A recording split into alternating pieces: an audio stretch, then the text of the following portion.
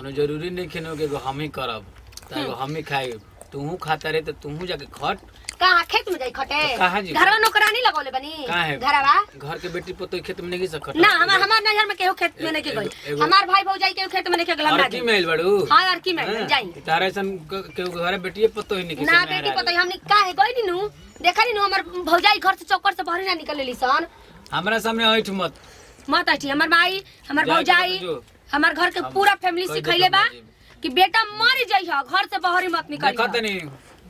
बियाह में देखनी ना हां बड़ा 14 वाली पूरी में कब सब्जी कम हो जा तो कब पूरी घटल बा ओहो पूरा हमर बाराती न खइलो ढंग से रे अरे राम हो राम खइलन त खइलन बारात कैसे तो कार का पाहुरो बानी के ले आइलन हई देख केतना छु छु छु कह के कितना शिकायत करत रहन हमरा नैयर के हां तब का मैं शिकायत में तो इतना मेरा रुना बतियाले मरा से तोरा त लाजो डर ना हमरा डर नहीं खे अरे जो रे देखत नहीं की तोरा हम गौरा के मेरा खूब ठीक से देखत नहीं तो छोटकी भौजिया का करले घूम घूम के रोड गोबर बिनत फिरेले ओहो गोबर बिनत फिरेले लाजो नहीं के लागत कर आज तक और भौजाई के छोटी हो के चाहे बड़ी हो के अंगूठा नहीं के देखले गोबर बिनत चलेले देखले बड़े गोबर बिनत तो अनियो के उहे हाल हो जाई त राउर करनी ऐसा रही दे चोर त ये हाल होखबे करी का करे लो जाके के ते का करे सोफा पर जाके सुते का बॉडी नहीं खेलो को त देखली हई देखली हई मिलाली खानी खाली बैठ के खानी अपन नैयर में देख ले ओजा मेजा में कितना अंतर बा आई रहले त खिचड़ी मतिन रहले 13 किलो के अब आई बड़ी जे त अब इथी मारी थी का कहला डब्बा के डब्बा घी आ चार दू गो डब्बा के साफ कइले बा इनका कहतो नहीं लाज लागत कि 13 किलो के जो खट ना तोर जांगा भबले तो जो खट में ना जाए खेत में ना तोरा जाए के बा ना जाए तो बहुत ऐस कहले बहुत मजलूसी उड़ैले घर ना ना हमर जोतने के दे चोर आज दादा अगर एक बार निकल गनी खेत में आ काम क के आ गनी तो भतार के मौज हो जाई का ना लिपस्टिक मार के चलता नहीं कहत के मारना हमर एगो फुल पैंट पहनत तक ना कमाई 3 महीना से कमाई है खटिया चुरा फुल पैंट पहनाबा जींस पैंट और नोट रख के चला हम कमाई हमरे कमाई में पूरा तारू है लगा के कजराउटा मारत तो कोनो मरद देवेला सब मेरा के सिंगार करे खातिर ओ जैसे ले कहना आवेले हम तो कहे ना हम तो राय मुस्मात में बैठा रहब सही है कुल धोधा के बैठा रहब हमार का हम तो करें तो और बोझ लागेला के एगो लिपस्टिक लगावा हई लगावा हऊ लगावा मांगी ले अपन भैयन से भैया के देवे के तारा के भेजी जा जा आ कुल जे सिकाइल बड़ का लौंडा लेखन हरदम हां करम ना उहे कुल तनी कहिया सिक उहे कुल देखनी ए जे सिकनिया टोला महला जो काय दिन भर झाक के देखे नी ना दुरिया पले किस्मतिया तेज बा के आई के पलर के भछत रे ठीक बा दूसरा जगह रहते नु त तोरा बुझा जाई त हां त ई तो बते ठीके कहतनी हमर किस्मत इतना तेज बा कि ऐसा कमासुत मिला ले के दिन भर खटिए तोड़ा तारे आवारा नियन घूमत तारे बढ़िया बढ़िया खाए के चाहिए बढ़िया बढ़िया कपड़ा पहने के सपना देखत तारे अरे अपना बाप के देखो अपना बाप के देखा हमारा बाप समझ जाई खबरदार समझ गई ना देख ले तोर बाप तो उतना कइले बा हमार बाप मत जाई हमार बाप शुरुए से भले गरीब रहे टीना बेच के तेल चुआ के हमार बाप हमरा का पोसलस पल्लस इतना बड़ कइलस हमार बाप मत जाई समझ गनी ना काहे ना मोटवा देलस काहे बापे के खइल कन मोटाइल बनी हमार बाप जरा टीना बेच जाए त इतना तरह संतरा शक्कर कौन मार ले आवे खो बेटा आ नोट लिया के गड्डी हई से पैसा देवे ले बेटा गिन तू ही हम ही गिनत रही हम ही रखत रही त मांग ले ना ए जा 10 रुपया का मुहाल में 10 रुपया 100 रुपया मांग ले 100 रुपया देखत तोरा के दे तरह तोरा ना अभी अभी दिन 800 रुपया ले नीला जला का कि दे रे 800 रुपया नया चाइल भाई मिला लो कुछ दे दे दिहानी ते लेके ले जतन हमर बाप कमा के पैसा टीने बेच के गिनवा दिले बानू ओतना कबो जिंदगी में बुझाता के ससुरा में देखे के नसीबो ना होई ना अरे का ते अधोल बोले रे तोरा तो झूठ बोला सब कह सब हो जाइया कि ए राधा नैहर के मलकिनी बन के बाड़ू नु बाप के देखिए ससुरा जेबू तो 1 रुपया से दर्शन ना होई त हम उतराई रही शंकर जी के पूजा करतनी हमर भतार बढ़िया मिली कमासुत मिली झोली मिल गई हई के तोर बाबूजी देले बना है हई के किन लेबे बियाहे के लाठी बोल मत दे खबरदार जाई खाद छीट के आई बाबूजी कहि के गेलान गरम होय त हम गरम होय त आज हम बताइयो दे हम गरम होय त गरम होखे दे हम ना जब खाद छीट चलल ना अब सुत ना भाई हम जेबे ना करवा अगर आज चल गेनी रोज रोज के परिकरा हमर साल मत छुई हमर नहर के साल दी हमर नहर के साल मत ओढ़ी बतिया तनी मान देखो गोड़ से दिक्कत में बानी देख तरे गोड़ जड़ गेल बा कैसे बात तनी मान तनी भइल कोनो के जरी पकौड़ा तापे कतना भौजाई बाड़ी स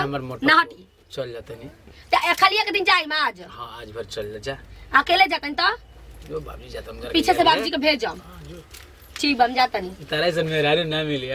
रोज रोज के मत पड़ी कि जाए मेरा ना मिली जा जा धोक ना हंसे ले तो बुझाला न अरे का बता मक्खन मत मिलाई ठीक बम जाता नहीं इस ससुरा इतनी महंगा जोता बोआई कुल सारा लगल आ जवन सरसों जामल एकदम चनबा कर आ खाद मारे के देखा कब से आवत है अभी ना आइबा न कहीं खाद मारे के रात बबुआ देख लिया नया काम करवैलन लाज लागे के चाहिए का हो गल रे हमारे के बेजलान कहतरन जो गैया गोड़ा पर चढ़ देले पिया खून बहता का हो गल कहतरन ना तू जो खाद छिड़क के आओ गैया गोड़ा पर चढ़ देले पिया तो खून बहता तो महीनी है टूट गेली का अंगूरी कुछ पंजवा ना तनी छिला गेल वाले लेकिन ढेरे अच्छा बाबू ठीक है ना तो छीट लेबी हां तो छीट तब देखी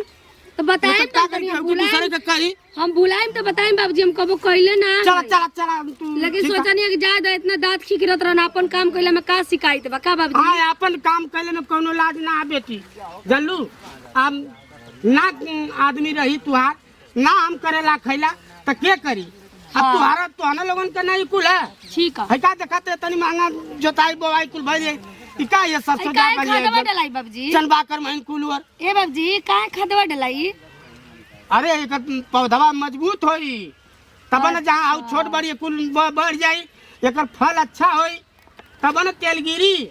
अब पता ना वो सारे के झूठे की सही घाव लगल है देखलू घाव लगल है तो बताइए देखी सब लोग देखा था कही कि देखा पतोहियो घर से बाहर ही निकले लागल बताइए अरे वो सारे के सोचो कि नहीं यही तरह जिंदगी भर हमके भूलवावत आल है यही तरह बहाना करते आल है हमके वो शुरू से काम ना करेलन अरे वही तरह वो करे फेरा में मत पड़िया ओके चाप के खटावल करिया हमके कहत तेतर हो गलेला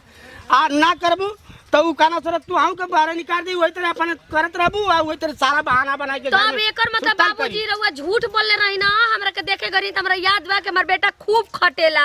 अरे नहीं जब सदिया के दिनवा रखले रहने तो बड़ा मेहनत करत रहे जल्लू ओकरे फेरा में मत पड़िया आ तू अरे जमन सपरी तमन काय लेवल करिया हां एक बार देखी ना उस अरे जबले हम जिया तबले तोके कोनो दिक्कत ना होई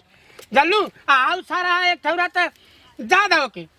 तू कम से कम समझदार हो तो समझ बूझ के रहिया ना उस शादी में रवा के खटा के देखले रहनु उनका कब रियली कम खटवाई देखी चली छिरकता नहीं बताई चली अब तो गांव घर देखते बा अब थूकी चाहे कुछ करी हम तो अपन काम करतनी अपन काम कइले में शिकायत नहीं देखा भाई में हररुआ ना कदियन होले कि मर्द बनना ना चाहे बिगड़े ना ठीक है अगर चाहबू तब बना लेबू तब ले घर का लक्ष्मी कहबू आ नहीं तो फिर कुलछनी कहबू मर्द अगर बिगड़ गेल कैसन होता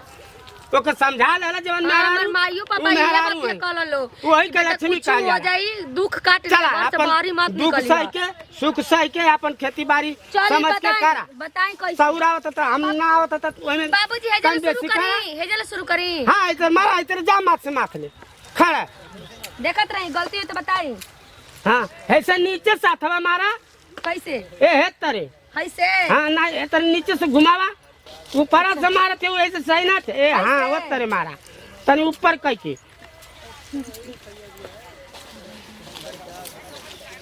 तनी आगे बढ़ के तनी होय तरह चलत रहा धीरे धीरे रुके हम तो साड़िया में रह जाता नहीं जा सारे लड़का दूठे हम मर जैता सारे बतावा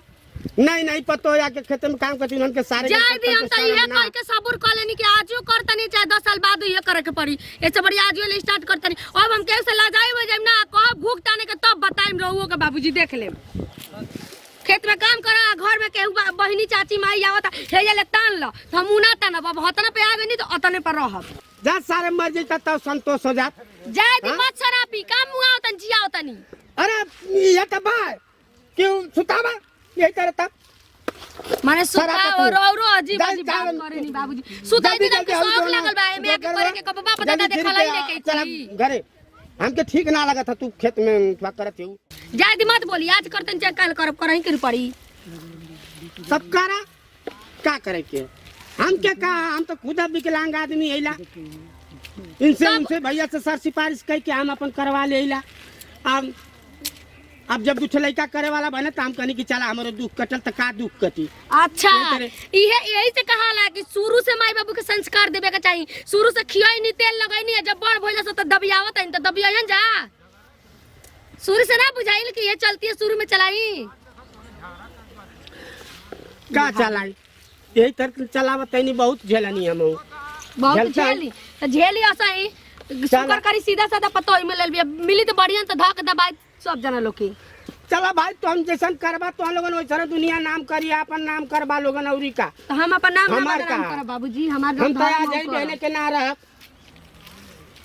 चलिए अब हमारे साथ छिटाई अब वो इतना चला दबरा दा जेता दूर कर देनी अब रहे दी जा केहू के बला लिया जाके खाद मरवा दे। नमस्कार प्रणाम हम राधा श्रीवास्तव सब भोजपुरिया समाज के ताहे दिल से गोड़ छू के गोड़ लगतनी। देखी जा बड़ी देचोर हो गई बड़ा बियाह भइल ना तो बड़ी लब लब लब लब काम करत रहन कि चला बार बियाह होता खुशी के मारे ना तू बैठल बैठल बहुत अच्छा खाली आ देखी हम आ गई ना एको काम ना करत रहन बताई खेत में खाद छिटाइल बनी लेकिन पता बा